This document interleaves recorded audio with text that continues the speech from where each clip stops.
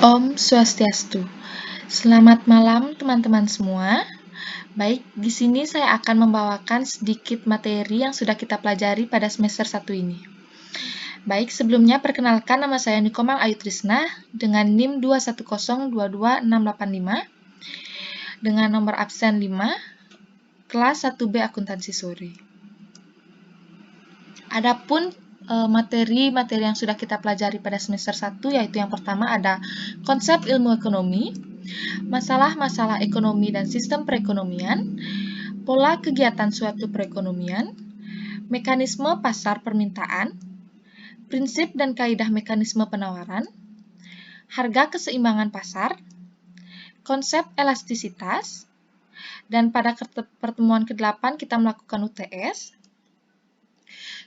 Selanjutnya yaitu teori perilaku konsumen, teori produksi, teori biaya reproduksi, pasar persaingan sempurna, pasar monopoli, pasar oligopoli, dan yang terakhir yaitu pasar monopolistik.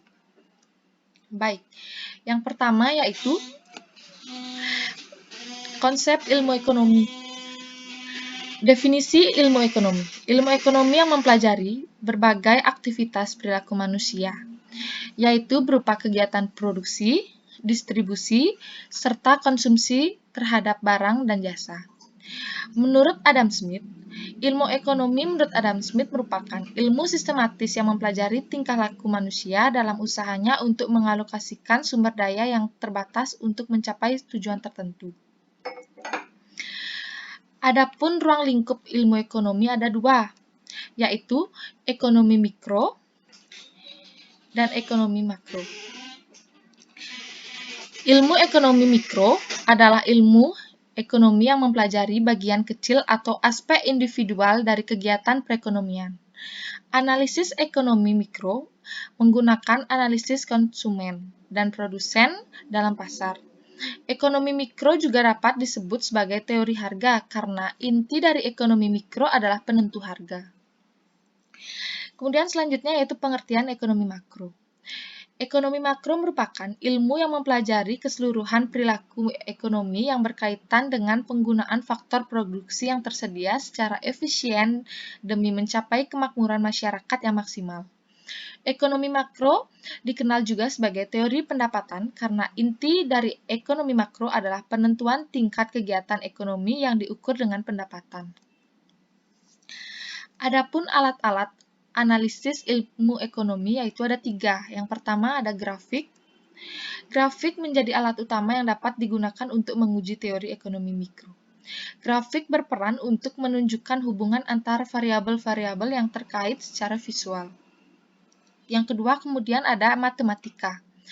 Matematika dapat digunakan untuk menguji kebenaran teori ekonomi mikro melalui hubungan antar variabel terkait yang dihitung secara matematis. Kemudian yang ketiga yaitu ada statistik. Statistik berfungsi untuk mengumpulkan data dan fakta yang dapat digunakan sebagai alat untuk menguji kebenaran teori ekonomi mikro tersebut.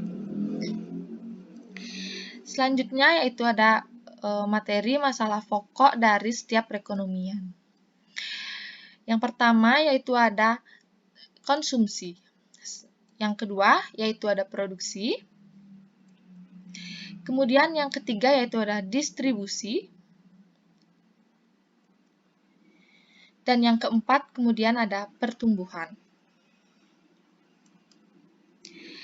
Jenis-jenis sistem perekonomian ada 4. Di antaranya yaitu ada ekonomi tradisional, ekonomi sosialisme, ekonomi liberal, dan ekonomi campuran. Selanjutnya yaitu ada materi pola kegiatan perekonomian. Pelaku kegiatan perekonomian ada 3, yaitu rumah tangga, perusahaan, dan pemerintahan. Rumah tangga adalah pemilik sebagai faktor produksi yang tersedia dalam perekonomian. Sektor ini menyediakan tenaga dan tenaga kewirausahaan. Kemudian, selanjutnya yaitu ada perusahaan. Perusahaan merupakan organisasi yang dikembangkan oleh seseorang atau sekumpulan orang dengan tujuan untuk menghasilkan berbagai jenis barang dan jasa yang dibutuhkan oleh masyarakat. Kemudian, pemerintah.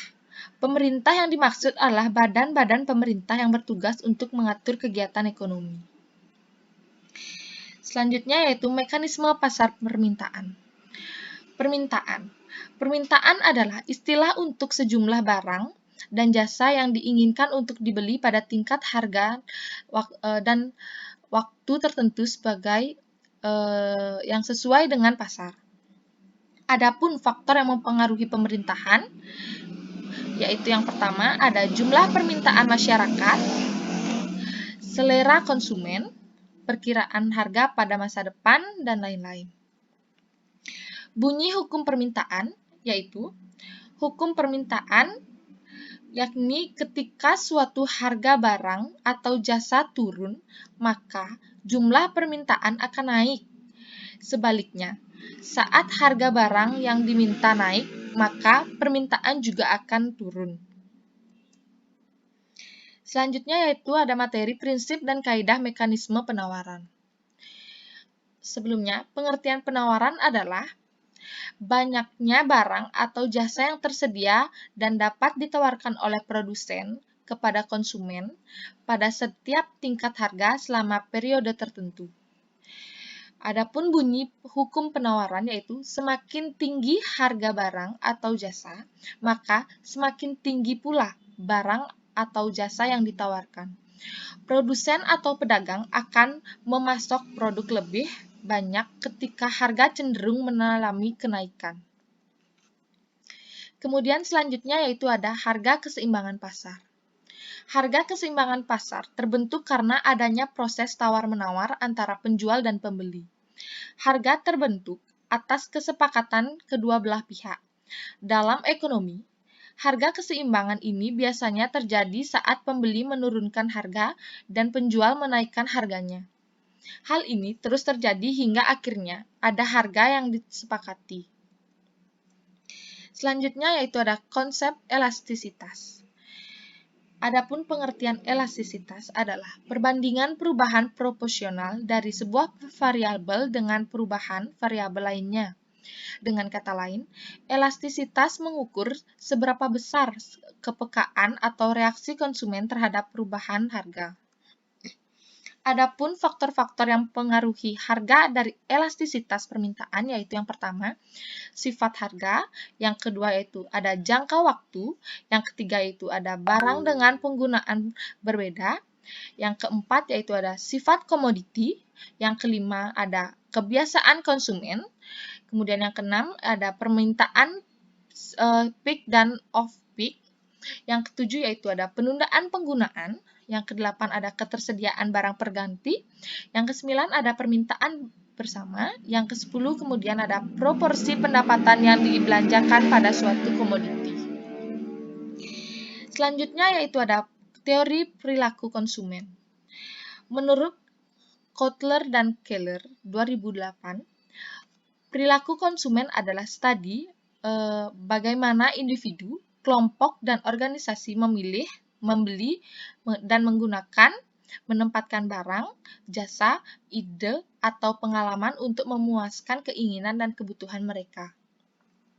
Sedangkan menurut Schiffman dan Canuck 2008, perilaku konsumen menggambarkan secara individu mengambil keputusan untuk memanfaatkan sumber daya mereka.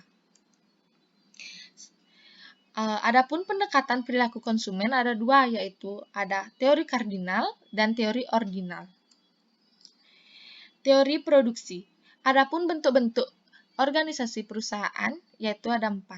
Yang pertama yaitu ada perusahaan perseorangan, yang kedua yaitu ada perseroan terbatas, kemudian yang ketiga ada firma, dan yang keempat ada bentuk lainnya. Faktor-faktor produksi. Yang pertama yaitu ada tenaga kerja, yang kedua yaitu ada modal, yang ketiga yaitu ada tanah, dan yang keempat ada keahlian wirausahawan. Kemudian selanjutnya yaitu ada materi biaya produksi. Jenis-jenis biaya ada 2, yaitu biaya eksplisit. Biaya eksplisit adalah biaya yang secara eksplisit terlihat, terutama melalui laporan keuangan. Pengeluaran dengan uang untuk mendapatkan faktor produksi dan jumlah bahan mentah. Biaya listrik, telepon, dan air, demikian juga pembayaran upah, buruh, dan gaji karyawan merupakan biaya eksplisit. Kita dapat melihatnya dalam laporan keuangan. Kemudian yaitu ada biaya implisit. Biaya implisit adalah biaya kesempatan atau opportunity cost, pembayaran yang ditaksir dan sulit diukur dengan sejumlah uang tertentu, seperti keahlian wirausaha, pemilik perusahaan, modal sendiri yang digunakan, dan bangunan perusahaan yang dimiliki. Selanjutnya yaitu ada pasar persaingan sempurna. Pasar persaingan sempurna adalah suatu kondisi pasar di mana terdapat banyak penjual atau perusahaan dan pembeli dengan barang yang diperdagangkan bersifat homogen atau sama, dan penjual atau perusahaan tidak memiliki kebebasan dalam menentukan harga. Adapun ciri-ciri persaingan sempurna yaitu ada banyaknya jumlah penjual dan pembeli. Selanjutnya yaitu ada produk yang diperjualbelikan bersifat homogen. Yang ketiga yaitu ada penjual tidak bisa mengendalikan harga. Yang keempat yaitu ada kebebasan membuka dan menutup pasar. Yang kelima yaitu ada penjual maupun pembeli memiliki pengetahuan tentang pasar. Selanjutnya yaitu pasar monopoli. Pasar monopoli adalah suatu bentuk pasar di mana hanya terdapat satu perusahaan saja yang menghasilkan barang dan tidak mempunyai barang pengganti yang sangat dekat. Adapun ciri-ciri pasar monopoli yaitu yang pertama, pasar monopoli adalah industri suatu perusahaan. Yang kedua yaitu tidak mempunyai barang pengganti yang mirip.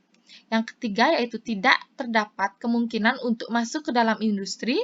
Yang keempat yaitu dapat mempengaruhi penentuan harga. Dan yang kelima yaitu promosi iklan kurang diperlakukan. Kemudian selanjutnya yaitu pasar persaingan sempurna.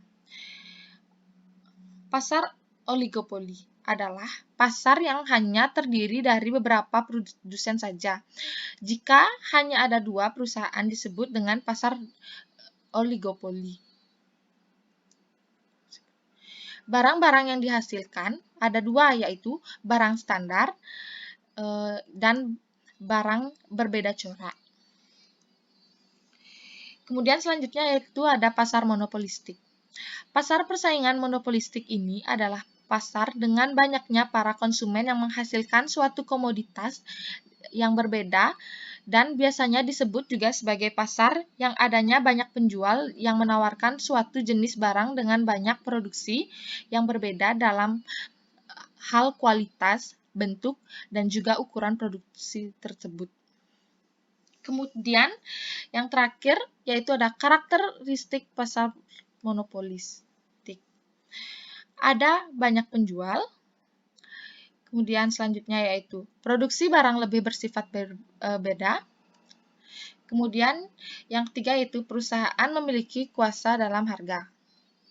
Pengertiannya bisa dibaca sendiri dengan sudah saya paparkan. Baik, sekian yang bisa saya sampaikan. Sekiranya ini adalah penunjang untuk nilai UAS saya. Saya tutup dengan Paramo Santi. Om Santi Santi Santi. Terima kasih.